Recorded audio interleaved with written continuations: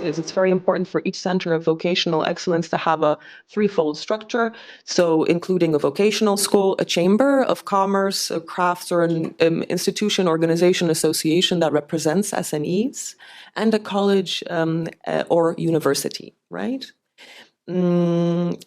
Yes, so in each of these 8 particular regions, we had a full kind of ecosystem of a mix of SMEs, regional development agencies, public administrations, labor market institutions, vocational schools, and colleges and universities involved in the project work.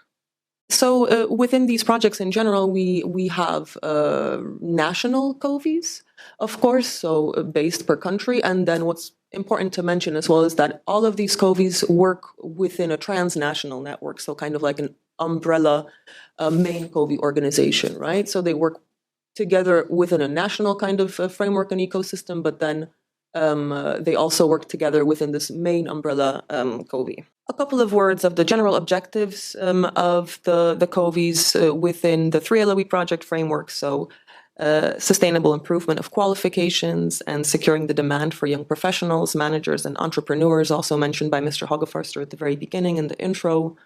A strong promotion of innovation and strengthening the competitiveness of SMEs in the green economy. A realization of energy saving and the use of renewable energies, as well as environmental and climate protection by qualified and innovative small and medium enterprises. Strengthening the attractiveness of vocational training and the realization of dual vocational training with intensive involvement of companies, right? We always want to take those companies to work with us within these COVI structures. And the creation of complete permeability between vocational and higher education with recognition of skills already acquired. The realization of intensive and long-term cooperation between the regional COVI operators and with all other relevant institutions, associated partners, and stakeholders that essentially worked within the COVI framework throughout the duration of the project and after the duration of the project. And the realization of intensive and long-term transnational cooperation between the centers of vocational excellence, as well as with 50 chambers and SME sponsors and 24 colleges and universities from 13 countries. So all of the objectives were achieved within the framework of the 3 LOE project with great success. And the long-term cooperation, so the durability was secured as well, and we'll be mentioning and talking about this as well. The point, as you can see on every single poster and roll-up, is to include the first stage of EQF level 3+4, the second stage, so EQF level 4 and 6, and the third stage, so EQF level 6, so within the dual higher education level. All of this is in connection with trainings and also in connection with an additional activity within the project, which was innovation support and implementation of research and development activities in small and medium enterprises. And this threefold methodology kind of leads us to some of the activities or the transfer of best practices, collecting of best practices within regional networks and then sharing them on an international level.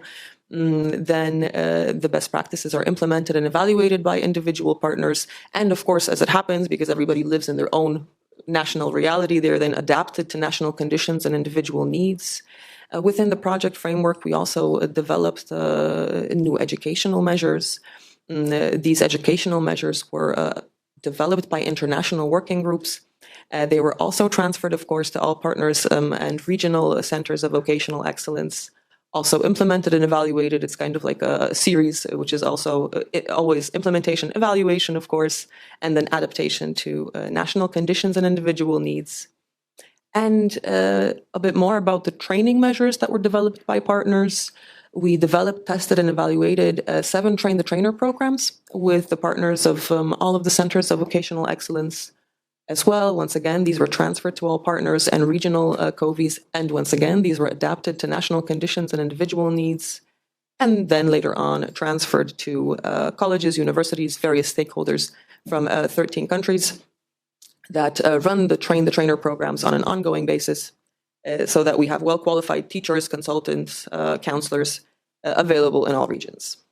We have 59 initial vocational training programs, further education, continuous education, programs and study programs. So within the entire EQF levels, 3 to 7. And then we have tools for innovation and support.